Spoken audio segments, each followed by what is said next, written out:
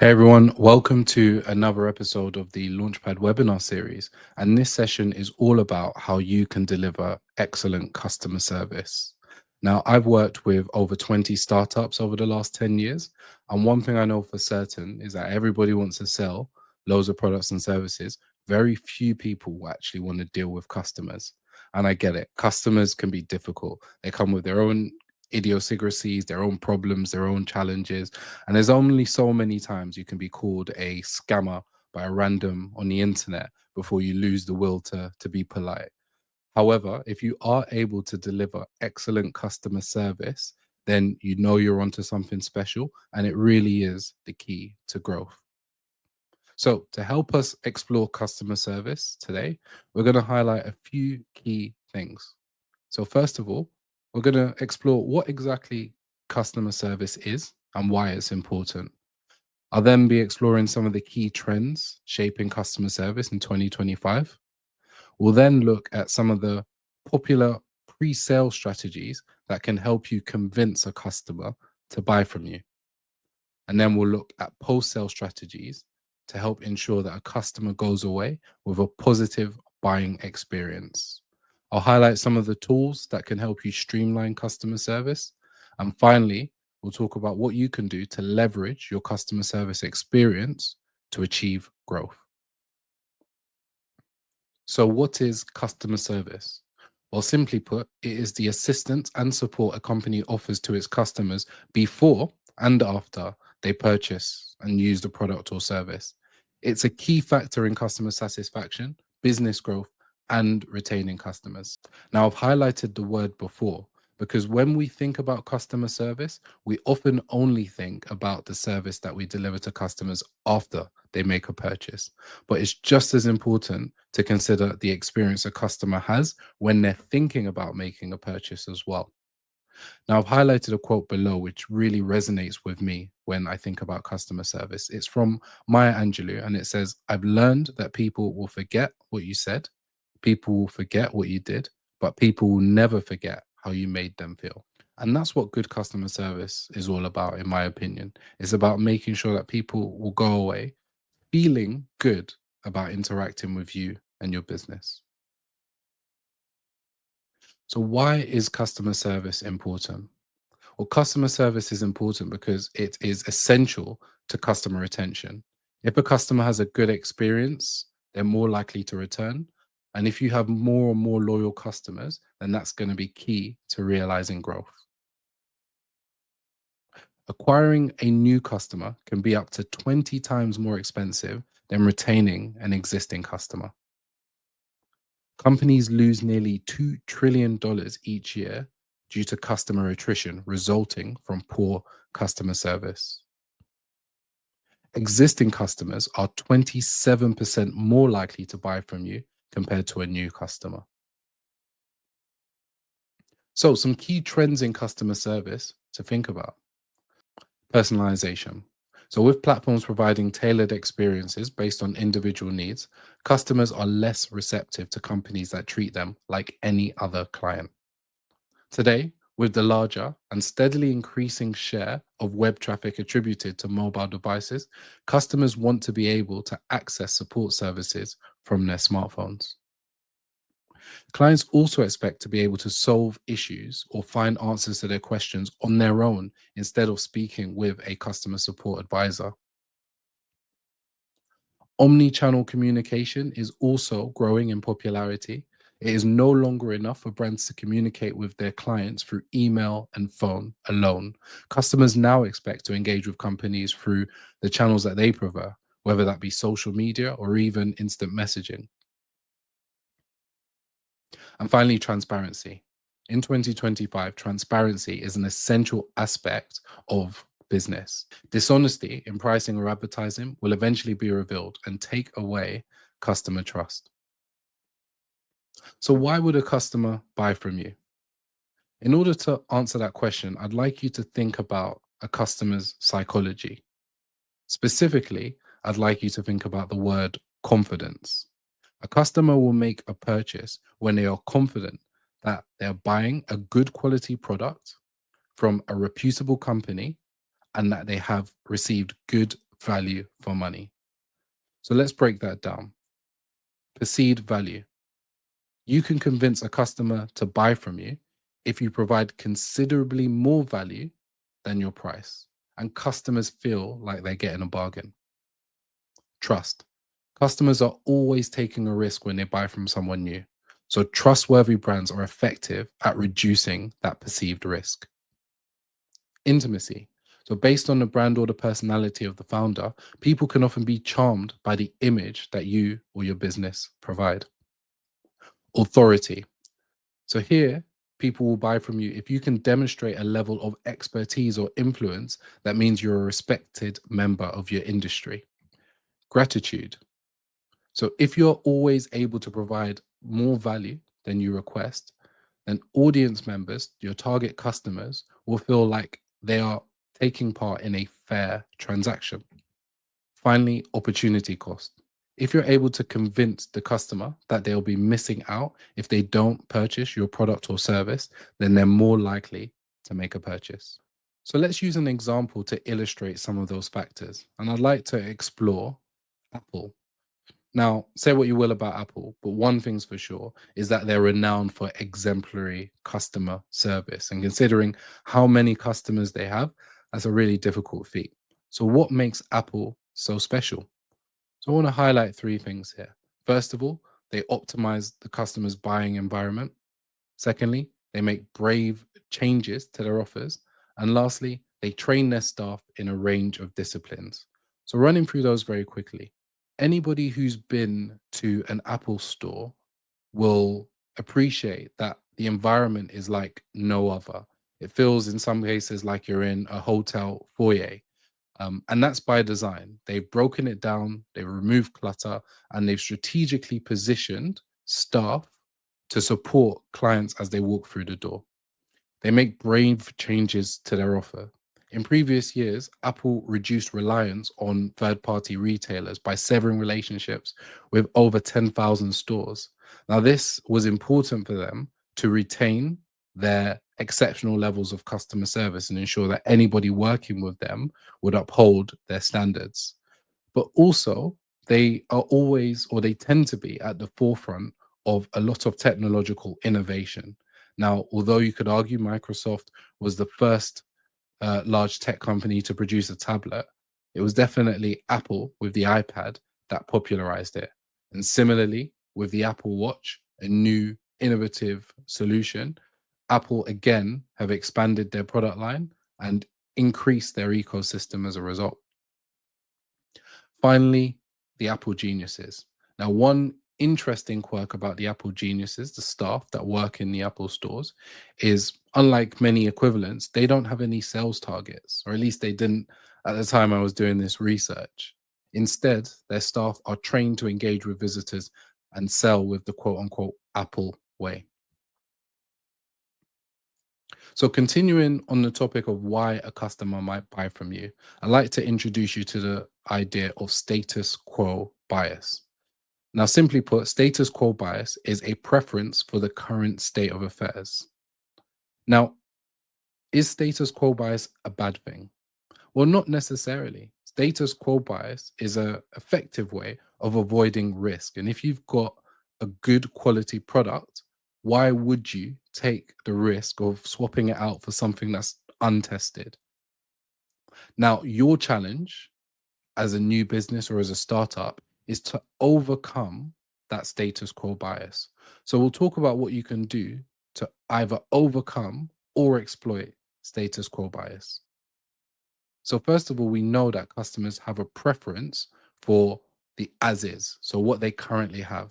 Now we can overcome this by describing the benefits of your differentiators over your competitors. So what do you have that the product that they've got doesn't have? However, if you've already got an existing customer, you might want to exploit the status quo bias by demonstrating consistent customer satisfaction. So, ensuring that people don't leave because you've got a higher satisfaction score on Trustpilot or on Google than your competitors. What about anticipated regret? So people expect that the decision to change will have negative consequences. So you can overcome this by sharing detailed feedback from satisfied customers to reassure new prospects. You can also exploit this, again, try to avoid people leaving by showcasing your average customer satisfaction score so it can be compared with competitors. What about the cost of change? So, changing the status quo can often involve additional cost. So, again, if you're trying to lure new customers away from the status quo, you can overcome this by displaying superior value for money through lower prices or more benefits. However, you can exploit the desire that people have not to change by financially rewarding loyalty with point schemes or special discounts, making the risk to change a steeper prospect. And then finally, selection difficulty. So customers can be overwhelmed by too many options and suffer choice overload or decision fatigue. Now, you can overcome this by making your benefits clear, concise, and simple. But you can also exploit this and convince people to stay where they are by providing excellent customer service and achieving your position as a market leader. So, those were all aspects of the pre sale process. But now I want to talk about what you can do to ensure that when somebody has purchased from you, they have a really positive experience.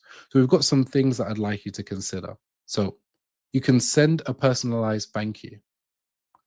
So, especially when you're a relatively new business and don't have too many customers, a simple touch like a personalized thank you is a great way to leave a positive impression. You can provide product training materials, so producing videos or manuals that help people get the best out of the product that they've purchased. You can offer support services, so a 24/7 helpline, for instance, so that people have access to support if they need it and feel looked after. You could also upgrade your packaging. There is something about the unboxing process that people really enjoy. So if your business has a wow factor when it comes to its packaging, that could be really impactful. It could also be something as simple as adding some stickers or some sweets into your boxes, which again leaves a positive, lasting impression. Seek feedback. Now, seeking feedback has two positive aspects. The first aspect is you get useful insight as to how you can improve your customer service. But the second one is that people feel heard and seen when they know that you care about what they think. You can establish a loyalty program. So, rewarding customer loyalty, rewarding customers who stay with you by giving them discounts, money off, or other perks is a great way of ensuring that they stay where they are and have a positive experience. And you can also offer event focused deals. And this can be things like discounts on their birthday or discounts on special events related to them that they care about. And finally, and potentially most importantly, you can repair mistakes quickly and generously. The idea of not making mistakes is very far fetched. If you're in business long enough, you are going to make a mistake. Now, the challenge for you is what you do when you find yourself in that position. So, good customer service isn't always about providing perfect service all the time. It's about demonstrating that you have the tenacity and diligence to overcome the mistakes that you might have made, and people appreciate that. So, I also want to highlight some of the key tools that you can leverage to improve your customer service. Now, I've broken it down into different stages because depending on where you are and depending on what type of business you have, different tools will be applicable to you. So, my bronze level customer service package includes social media where customers can reach out to you using comments or direct messages and get responses to queries that they might have. An email address where, again, they can reach out and get a quick response to any questions that they might have. A customer website, which gives detailed insight into the products or services that are being offered and insight into the brand. And a customer FAQ, frequently asked questions page, which gives customers detail on some of the commonly asked questions so that they can self serve and don't have to wait for a response over email or social media. Next, silver level customer service includes access to phone calls. They can speak to a person on the phone in relatively short order. Mobile messaging, so they can send and receive text messages and get insights using SMS or instant messenger. Having a physical location, so a customer can go into a physical store and get support, feedback, insights to help them with their queries. And AI chatbots. Again, this is a level up from a frequently asked questions page. It again gives customers the opportunity to self serve and find answers to queries they might have on their own. And finally, gold level customer service includes everything below, but also offers the potential of an account manager, especially for customers who've made very large value purchases. Having direct access to a named individual who will provide them support throughout their customer journey is a great way of making them feel special.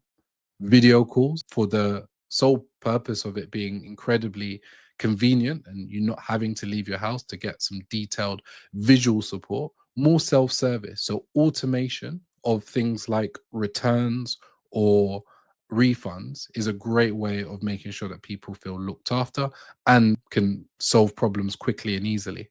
And finally, home visits. Now that's the gold standard. If you've got a product which is relevant, having home visits where customers feel like they are well looked after is a great way of making sure that you're remembered, and you're remembered for the right reasons. So you've delivered excellent customer service and your customers are raving about you. Now, what can you do to leverage that for growth? Now, the first thing to consider is customer reviews. Have you asked those happy customers to review you on platforms like Trustpilot or Google? Now, the reason why that's important is because number one, that's going to increase your SEO score. You'll be more likely to be picked up and on search engines, but also you're providing new customers with confidence that you're a trustworthy, well-oiled organization, which is really, really important. Next, if you've got happy customers, customer referrals is another fantastic way of increasing your footprint, convincing those customers who are willing to give you a 5-star review to reach out to their networks, their friends, their colleagues, their family members, and recommend your products and services is also a great way for you to grow. And finally, cross-selling. If a customer is really happy with the products or services you've provided, then it's a great opportunity for you to consider what else can you sell them. And that isn't necessarily growing your reach or footprint, but it is increasing your average order value. So those are some of the key ways that you can leverage your existing customer service experience to grow. So in summary, good customer service is about providing exceptional assistance and support before and after a product or service is purchased. And good customer service requires empathy, so understanding the customer's perspective and their emotions, honesty, being transparent, especially when you've made a mistake, good communication, providing clear communication at all times, problem solving, addressing customer queries quickly and efficiently, responsiveness, promptly responding to customer queries, and finally, generosity, taking any advantage you can to go the extra mile to meet your customer needs. Now, if you do all of that, then you'll have customers who are raving about you and you'll develop a very loyal fan base. Trust me. So that's it for today. I hope you have found that useful, and some of the insights that have been shared can be the start of your own customer service plan, your own customer service journey. By all means, if you think I've missed anything, feel free to add some insight into the comment. But that's it. I hope you found it useful, and I look forward to you joining me on the next one. Take care.